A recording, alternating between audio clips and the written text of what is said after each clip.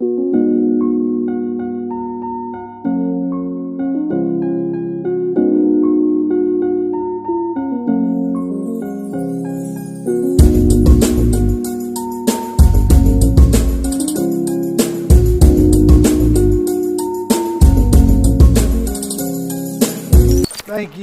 you. Can everybody hear me? I really do appreciate that warm embrace. And I just want to say I'm so happy and grateful to be here. And when I look around and I see all of you, I mean, like, you literally could have been anywhere in the world right now, but you saw fit to come in and to support the most valuable resource that we have on our planet, and that's our young black youth. And while I don't know any of you, what I do know about you is that you are oneers. O-N-E-R-S, oneers. You are remarkable persons or things. You are the only persons on the planet with the future that's bottled inside of you. And that means you're important, valuable, and needed. And so before you begin your journey on your video game in progress, I want you to gently close your eyes and imagine yourself walking back through the main entrance doors. Head past the security and the health checkpoints and hop on the shuttle bus to the parking garage. And once you exit that shuttle bus, we're gonna get on this elevator to the basement floor. Now, don't nobody pass gas because we got these masks on and it's already difficult to breathe and we don't need anybody else getting sick. And as these elevator doors open, I want you to walk towards that red canister with the burning flame atop of it. And I want you to reach into your pocket, because I got a sensitive nose and I can smell the weed, the liquor, and the cigarettes. So throw them in there, because you won't need them on this journey.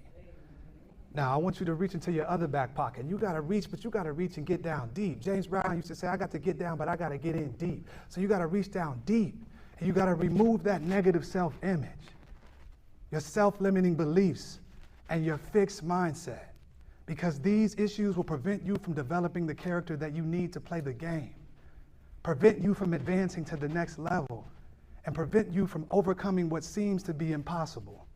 And now that we've got that dead weight off of us, we can only go up from here. So we're going to get back on that elevator.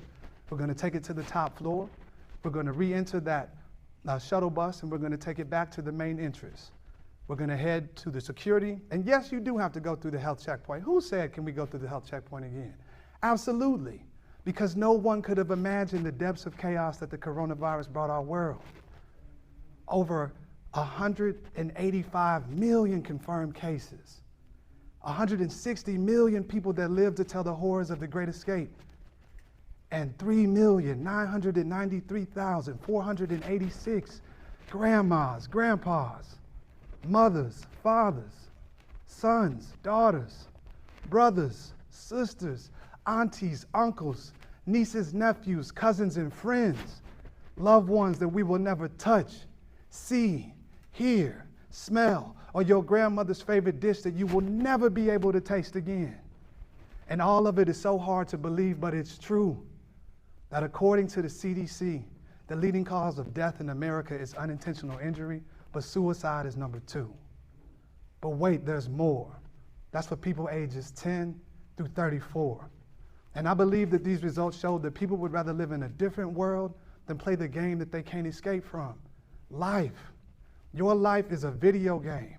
It's a video game full of infinite levels.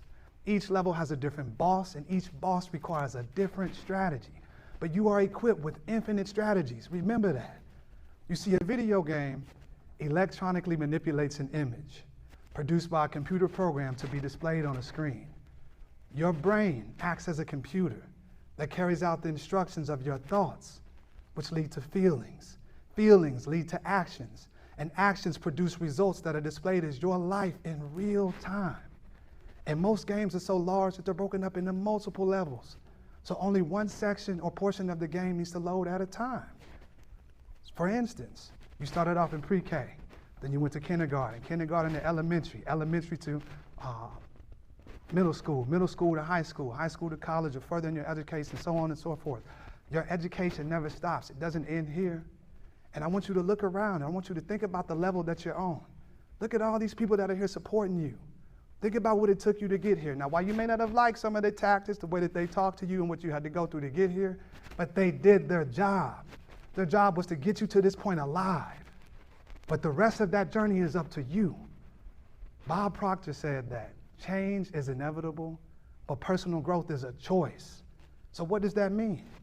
It means if you want the game to change, then you have to improve. It's life starring you. You are the writer, director, producer, actor, etc., etc. So what script are you writing for your life? What are you visualizing is possible for you? What inventory do you have inside of you that you can begin to produce? And what character are you playing so that you can develop the role that you want out of your life? Because at the end of each level, you will meet some powerful bosses. And winning will require a greater knowledge of the game mechanics. And at times, you will need some cheat codes to enable you to gain access to your unused assets and functions. So what I want you to do is I want you to raise your hand if you or someone you know feel like you've been playing the same game, stuck on the same level, dealing with the same boss. And I don't know what the boss is for you, but maybe you're dealing with the death of a loved one, job loss, or breakup. Or maybe you've been molested, raped, or physically abused. Or maybe you're suffering from low self-esteem, anxiety, and depression, and life seems impossible. You're ready to quit, or you're thinking about pulling the plug. There's something I want you to know. It's okay not to be okay. It's okay to seek help. And you are not alone. You see, 7 years ago, I did not play the game so well. If you open the door to my 3-level loft, you will smell the stench of urine and feces that covered the unfinished basement floor left by my pit bull Ghost. Walk a bit further, and you'll find a beautiful kitchen nook with dishes piled to the ceiling and forks, knives, and spoons that still wouldn't come clean even if you put them in the dishwasher. And you'll find a beautiful bamboo hardwood floor covered with socks, shoes, DVDs, Blu-rays to be precise though. Redbox got me for about a couple $100. And you'll see me slumped over on an all-white pleather sectional that will leave crumbs on the back of my neck, head, and shoulders whenever I got up. And in the midst of this deep, dark depression that no one was aware of, I received a phone call from the most angelic voice known to man, my mama. And she said, "Jamaal, baby, I'm aware that my brother is bipolar, and I know that my niece is too. But baby, do you believe it's possible that it could be true for you?" And I said, "Yes, ma'am, I do." And she said, "Would you be willing to take a test to find out if you do? Because me and your father don't feel like we're in a position to be able to help you. And that don't make me feel good." Those were the worst words that my mother ever spoke to me, that she and my father were in a position to where they felt like they couldn't help me.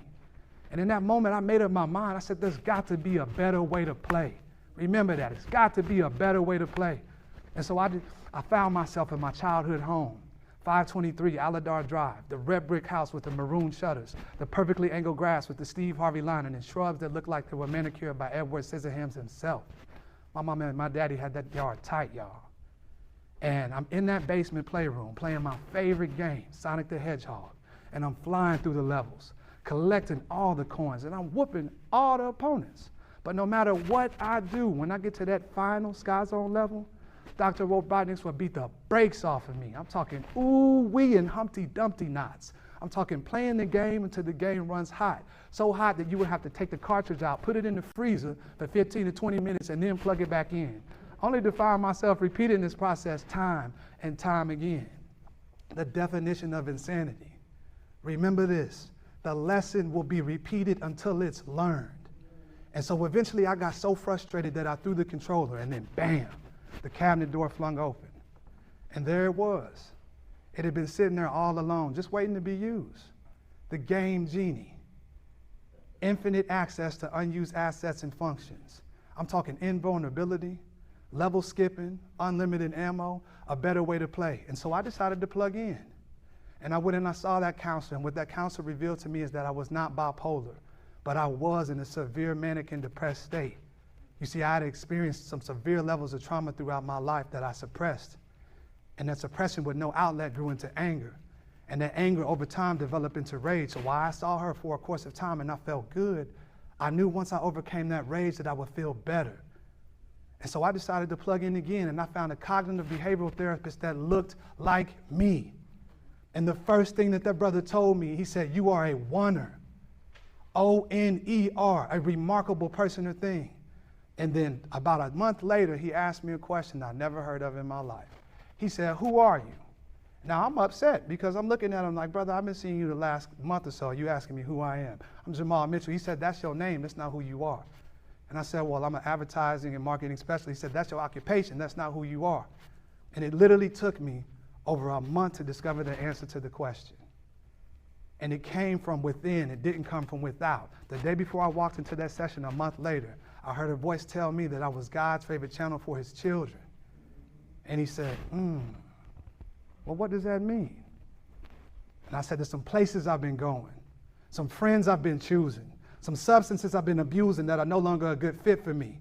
You see, I had discovered my purpose, and I felt so much better, but I knew, and I was curious, if I got to better, I was curious how I would feel if I could reach best.